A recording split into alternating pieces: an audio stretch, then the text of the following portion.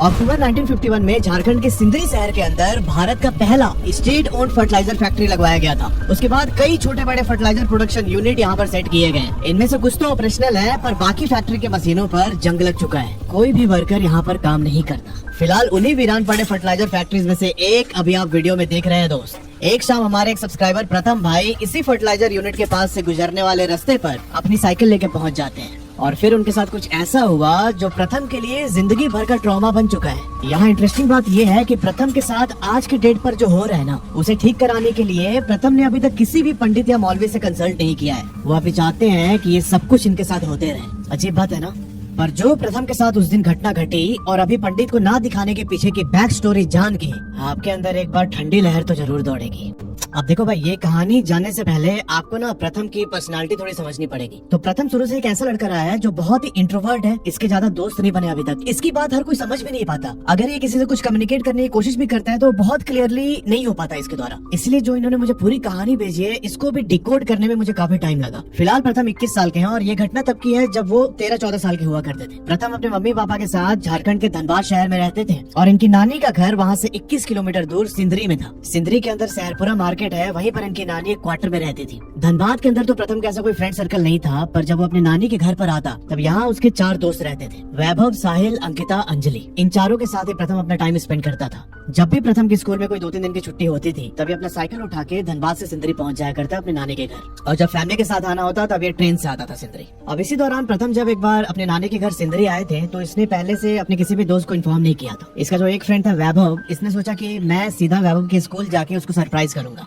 अब जो प्रथम के नानी का घर है, यहाँ से वैभव के स्कूल जाने का एक नॉर्मल सा रास्ता था जहाँ से सारे लोग कम्यूट करते थे, पर वो थोड़ा लंबा रास्ता था। प्रथम ने टाइम देखा और सोचा कि यार अभी अगर मैं उस लंबे रूट से जाऊंगा तो शायद स्कूल की छुट्टी हो जाएगी और वैभव को मैं सरप्राइज नहीं कर पाऊंगा। इसे एक दूसरा शॉर्टकट रास्ता पता था जो एक बंद पड़े फर्टिलाइजर के पीछे से होके निकलता था। प्रथम अपनी साइकिल लेके उस छोटे रास्ते पर निकल जाता है। फिलहाल जो भी आप इमेज देख रहे हैं, ये प्रथम द्वारा शेयर की गई उसी रोड की फोटो है। अभी सिंदरी के अंदर एक CMPF ग्राउंड है। ये रास्ता उसी ग्राउंड के पास से होकर गुजरता है और अभी मैंने जिस बंद पड़े फर्टिलाइजर फैक्ट्री की बात की थी वो इसी रास्ते पर पड़ता है। प्रथम अपनी साइकिल लेके उस फर्टिलाइजर फैक्ट्री से थोड़ा सा आगे जाते हैं और इसने पाया कि जो वहाँ से आगे का रास्ता है उस पर गरम चारकोल गिरा हुआ था। हिंदी में उसे अलकतरा बोलते हैं, जिससे रोड बनाया जाता है। अभी सामने रोड पर बिछा हुआ गरम अलकतरा और उसके साथ कंस्ट्रक्शन की कुछ मशीनें और एक ट्रैक्टर वहाँ खड़ी थी। तब प्रथम ने सोचा कि यार इधर से भी मैं जाने की कोशिश करूंगा तो ये लोग मुझे मना कर देंगे। फिर इसके दिमाग में एक आइडिया आता है।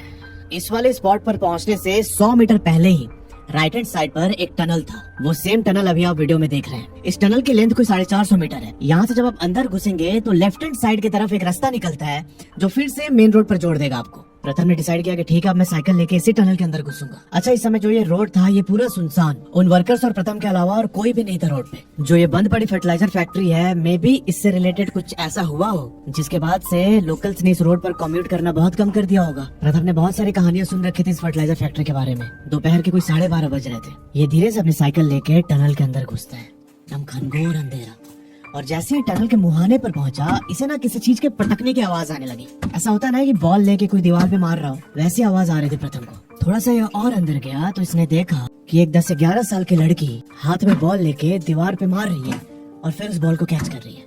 ये वहाँ पर अकेले ही खेल रही थी। प्रथम को लगा कि यार ये अकेले यहाँ पे क्यों खेल रही है, आसपास कोई और बच्चा भी नहीं दिख रहा है। तब फिर इसे ध्यान आया कि यार हो सकता है बाहर जो लेबर काम कर रही होगी उनमें से किसी का बच्चा होगा। पर यहाँ प्रथम एक चीज और नोट करता है कि वो लड़की ना एकदम रिएक्ट नहीं कर रही थी। मतलब ऐसा होगा ना कि टनल के अंदर जैसे कोई घुसा तो ऐसा गर्दन घुमा के देखे या फिर मतलब एक नोटिस हो जाता है कोई आ रहा है अंदर। पर प्रथम उसके पास जाके उसके पीछे से निकल जाता है। उस लड़की ने इसकी ओर मुड़ के देखा भी नहीं। वो बस अपना एक रोबोट के जैसे बॉल खेलने में बिजी थी।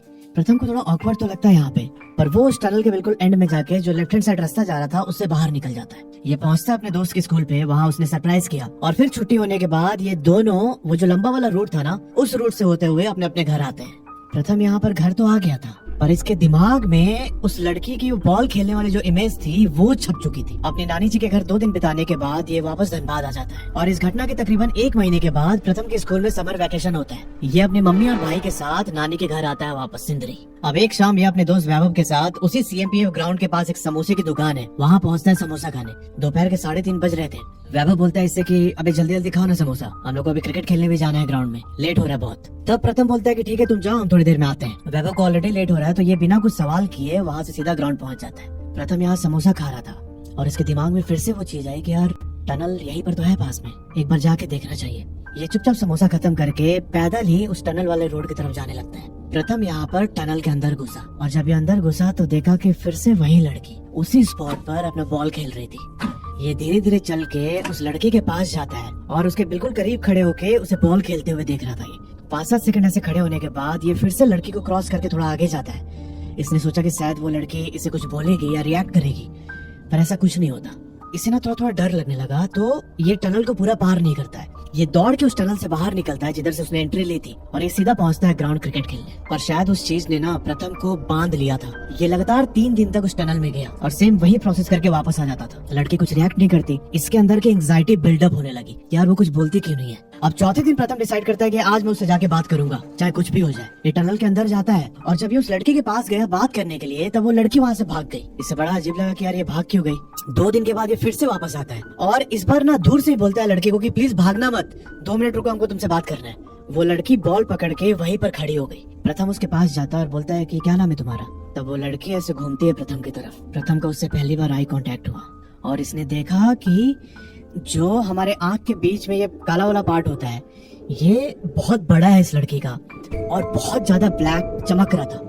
ये थोड़ी देर तक प्रथम से आई कांटेक्ट करते रही। तब प्रथम ने पूछा कि तुम यहाँ अकेले क्यों खेलती हो, बाहर चलो, ग्राउंड में बहुत सारे बच्चे हैं। यहाँ लड़की उसकी बात सुनते रही और उसने सिर्फ लास्ट में एक लाइन बोला कि क्या आप मेरे दोस्त बनोगे, साथ में खेलेंगे हम लोग। प्रथम यहाँ पे बड़ा खुश हो गया कि इतने दिन से ट्राई कर रहा था और फाइनली ये लड़की जो है साथ में खेलने के लिए रेडी है, मेरी फ्रेंड बन चुकी है ये। पर प्रथम को क्या पता था कि भाई साहब ये फ्रेंडशिप उसे बहुत भारी पड़ने वाली थी। अब प्रथम इससे आगे कुछ और पूछता, इससे पहले ही वो लड़की वहाँ से भाग गई। अब ये हर रोज उस टनल के अंदर जाने लगा। ये लोग साथ में खेलते थे। ऐसा करते हुए 4-5 दिन बीत गए और फिर 6ठे दिन जब प्रथम उस लड़के के साथ खेल रहा था तो इसने बोला कि अगर तुमको मेरे साथ कुछ शेयर नहीं करना है तो मेरी 2 फीमेल फ्रेंड भी है, अंजलि और अंकिता, तुम चाहो तो उनके साथ बात कर सकती हो, तुमको कुछ बताना हो तो उनको बता सकती हो। यहाँ पर उस लड़की ने प्रथम की तरफ बहुत गुस्से में देखा और एक डीप ब्रीथ करते हुए अपना बॉल पटका प्रथम के आगे और बॉल पटक के वो लड़की सीधा टनल के दूसरे एंड की तरफ भागी। मैंने बताया था कि टनल के लेफ्ट हैंड साइड की तरफ रास्ता निकलता था बाहर की ओर, पर प्रथम देखता है कि वो लड़की थोड़ा सा आगे जाके राइट की तरफ मुड़ती है और जो दीवार था ना टनल का राइट हैंड साइड की तरफ उसमें घुस के गायब हो गई। प्रथम उसे चेस करते हुए थोड़ा आगे जाता है पर वो लड़की कहीं उसे दिखी नहीं। उसे राइट हैंड साइड की तरफ पूरा छान मारा पर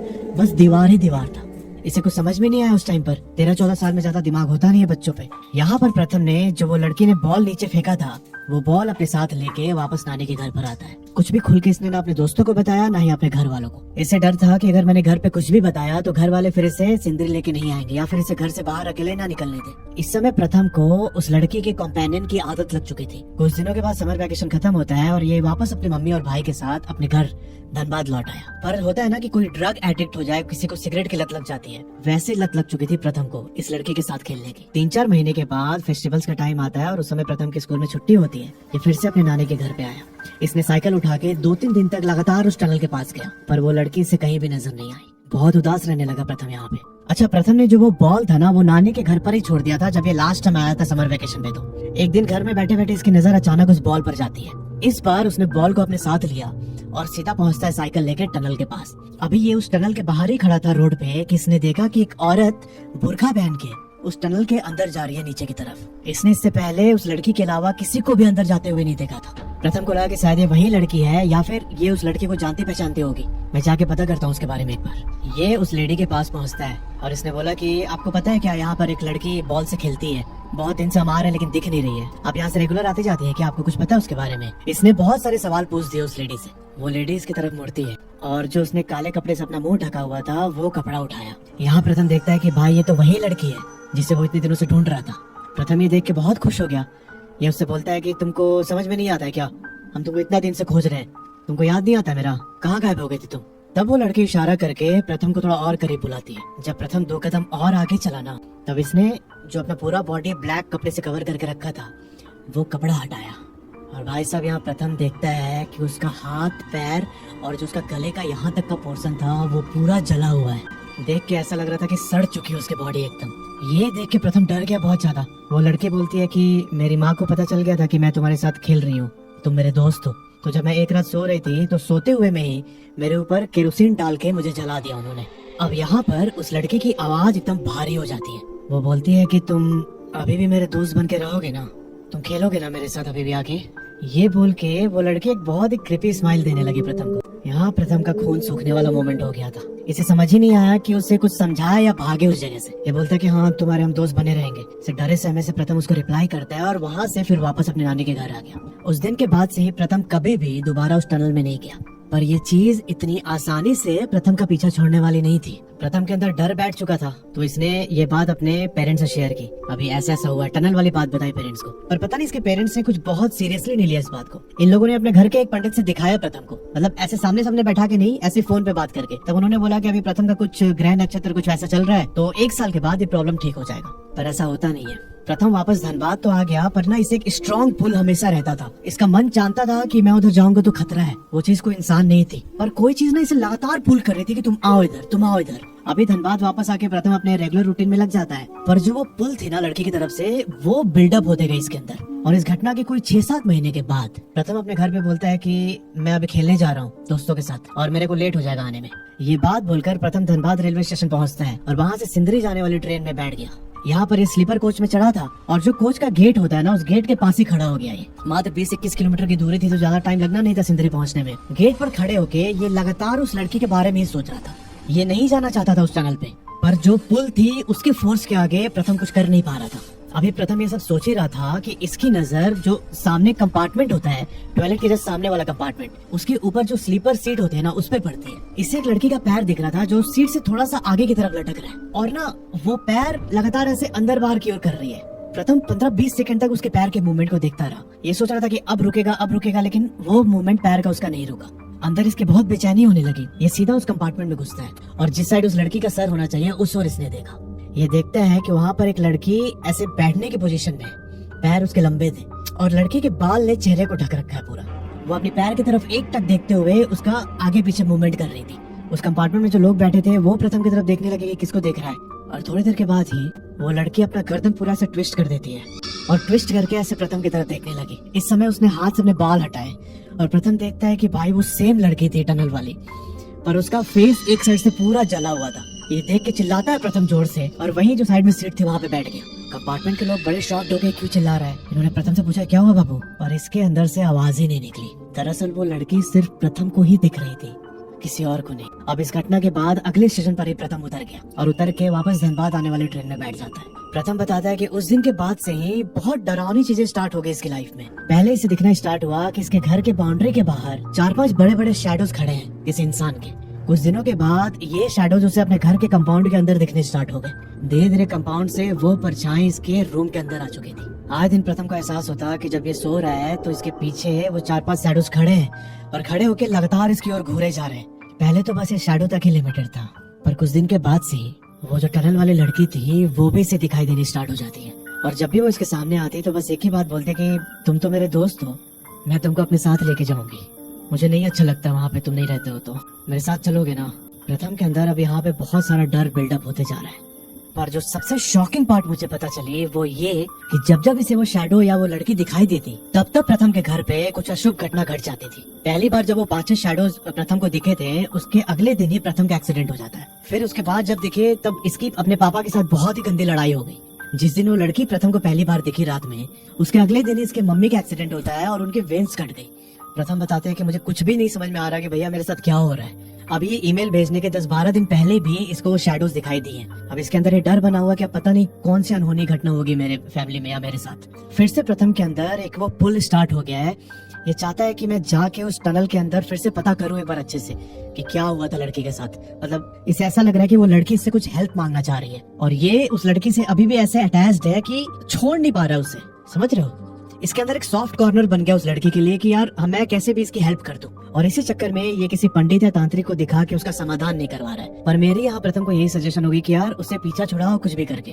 फैमिली और अपने दोनों की जान को स्टेक पे रख रहे हो आप। एक पॉइंट मुझे और लगता है कि जो वो बॉल टनल से उठा के लेके आए थे, हो सकता है उस बॉल में ही कुछ ऐसा एलिमेंट हो। तो अगर आपके पास वो बॉल है तो उसे भी यार डिस्पोज कर दो या तो उसी टनल में छोड़ के आ जाओ। इस स्टोरी का कोई एंड नहीं है क्योंकि अभी तक पता ही नहीं चला है कि वो किसकी स्पिरिट थी, क्या था। हो सकता है कोई बच्ची वहाँ टनल के अंदर दब के मर गई हो, या फिर कुछ भी हो सकता है, किसी ने उस बच्चे के साथ कुछ कर दिया हो, और जब इसके घर वालों को, इसके माँ बाप को पता चला तो उन्होंने इसको आग लगाने की कोशिश की हो। बहुत सारी पॉसिबिलिटीज है इस केस को लेके। अगर आप उस एरिया के आसपास रहते हैं, आपको कुछ भी पता है उस टनल के अंदर जो होता है उसके बारे में, तो प्लीज नीचे कमेंट सेक्शन में अपनी राय जरूर रखिएगा। अगर आपके परिवार में वैसे कोई घटना हुई है तो नीचे जो ईमेल आईडी आ रहा है उस पर अपनी कहानी मुझे भेज सकते हैं। Thanks for watching.